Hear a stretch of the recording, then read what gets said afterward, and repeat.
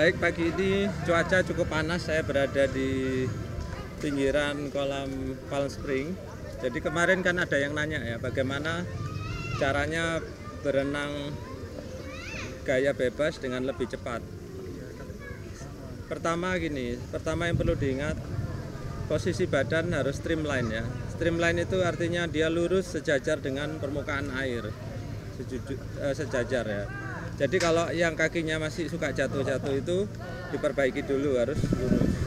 Kemudian yang perlu diingat lagi yaitu posisi kepala ya, ketika mengambil napas ataupun ketika berenang, kepala itu harus selalu lurus dengan tangan.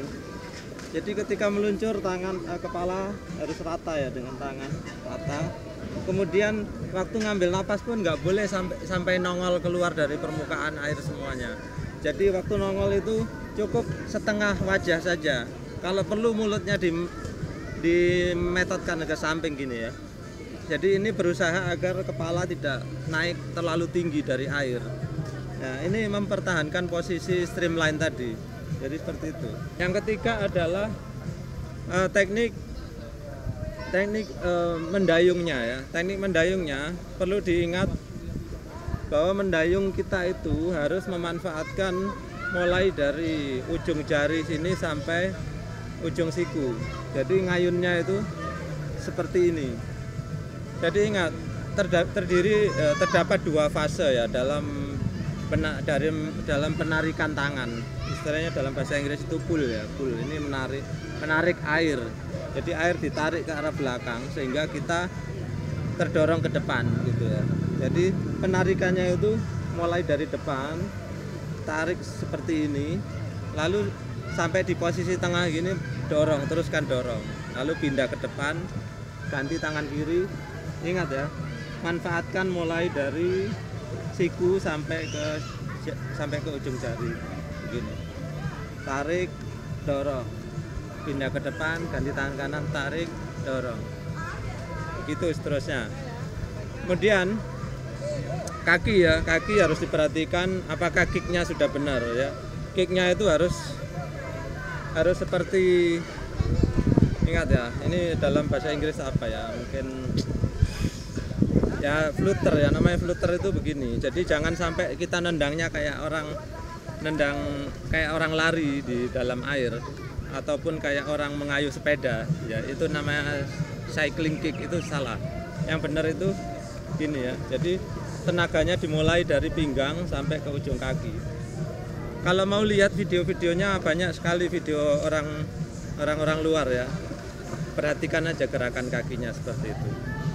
Oke, satu lagi tadi yang belum saya bahas yaitu tentang jangkauan. Jadi waktu kita selesai mengayunkan tangan, waktu ke depan usahakan sejauh mungkin, jangan hanya setengah atau 3/4 udah masuk lagi tangannya. Usahakan sejauh mungkin baru ditaruh tangannya ya. Baru ganti tangan kiri, sejauh mungkin juga ke depan, baru tangan kanan diayun, dan begitu seterusnya. Oke, kemudian dari sisi training ya, dari sisi latihan yang perlu kita tingkatkan adalah powernya. Jadi tenaga dalam berenang itu ya sangat perlu. Selain teknik tadi, percuma kalau kita menguasai semua tekniknya tapi kita lemah gitu ya. Jadi yang perlu diperhatikan yaitu ini khusus yang untuk powernya ya. Power itu yang pertama kita harus cukup energi. Cukup energi berarti cukup makan ya. Jadi sebelum latihan makanlah dulu secukupnya, maksimal kira-kira 1 jam sebelum mulai latihan. Jangan terlalu dekat latihan, nanti kalau kita latihan tapi makanan masih di dalam perut, ini bisa terpacu untuk keluar atau muntah gitu ya. Kemudian cukup karbohidrat ya, makanannya karbohidrat itu seperti nasi ataupun jagung maupun gula gitu ya. Itu karbohidrat, itu sumber energi kita. Oke, kemudian untuk melatih power agar kita semakin kuat, itu ini khusus untuk yang sudah bisa berenang ya. Itu saya anjurkan untuk melatih kekuatan kaki itu memakai peralatan ini. Ini namanya kickboard atau papan tendang ya. bukan maksudnya papannya dipakai untuk ditendang-tendang, tapi ini dipegang seperti ini ya, terus kita berenang, jadi kita istirahatkan tangannya istirahat memegang ke pelampung ini. Nanti kita peragakan bagaimana cara makainya. Jadi prinsipnya tangan megang sini sehingga tangan tidak perlu bekerja ya, tangan istirahat terus, hanya kaki saja. Jadi di sini kita adalah melatih kekuatan kaki. Lakukan terus-menerus, misalkan dalam satu hari kita menempuh 500 meter atau kalau perlu 1000 meter, maka dengan demikian kaki akan terlatih menjadi lebih kuat. Enggak, tangannya diam aja. Tangan diam aja, kaki aja Kak. Ya, kaki bebas. Pakai kacamatanya Kak, duduk Kak. Oke, jalan. Kaki aja Kak. Abang. Abang sini aja dulu. Ya, sini aja Bang. Pakai kacamata Bang. Bang mana di dada. Bang dua tangan di sini. Oke, balik lagi.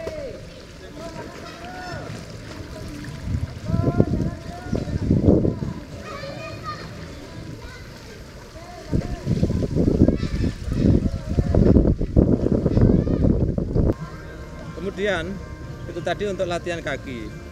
Nah, sama saya di sini sekarang ada juga namanya ini pull boy atau pelampung untuk tarikan ya. Pull itu menarik, boy itu melampung. Jadi ini dia caranya dia digunakan seperti ini ya. Jadi seperti ini. Dia yang nongol lebih besarnya itu ditaruh di bagian depan atau bawah ya kalau kita lagi berenang. Jadi bisa diletakkan di sini karena kaki saya kurus, kalau saya taruh di bawah sini longgar. Jadi saya lebih suka dijepit di paha sini. Ya. Nah dia dijepit. Nah ini gunanya agar kaki bisa istirahat sementara kita melatih ayunan tangan.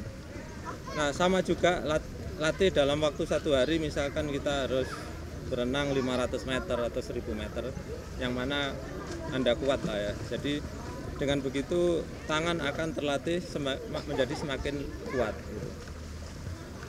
Kemudian untuk alternatif, ini tadi kita kan harus punya dua nih. Ini untuk latihan kaki, yang ini untuk latihan tangan gitu ya. Nah, ada juga yang multifungsi ya. Jadi ini bisa untuk dijepit di paha sini maupun ya, bisa seperti itu, maupun dimanfaatkan sebagai kickboard juga bisa. Jadi ini satu bisa menggantikan dua alat tadi. Pakai apa ya dia? Pakai air.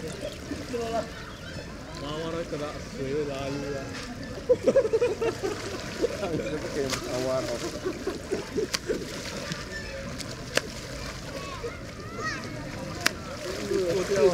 Kaki kali ya dia kaki kali.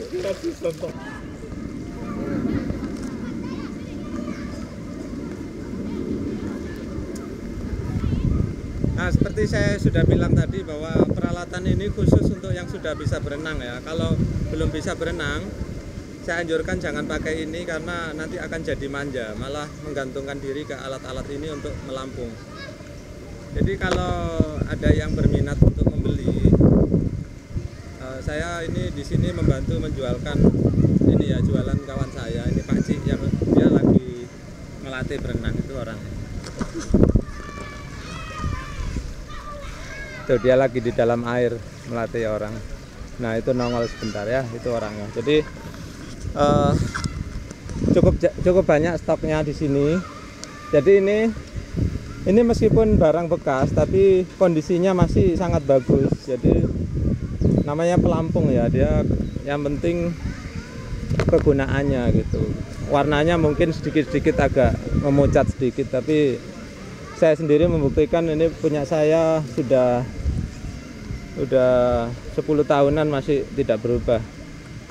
Maksudnya masih nggak rusak lah, nggak ada yang patah atau apapun.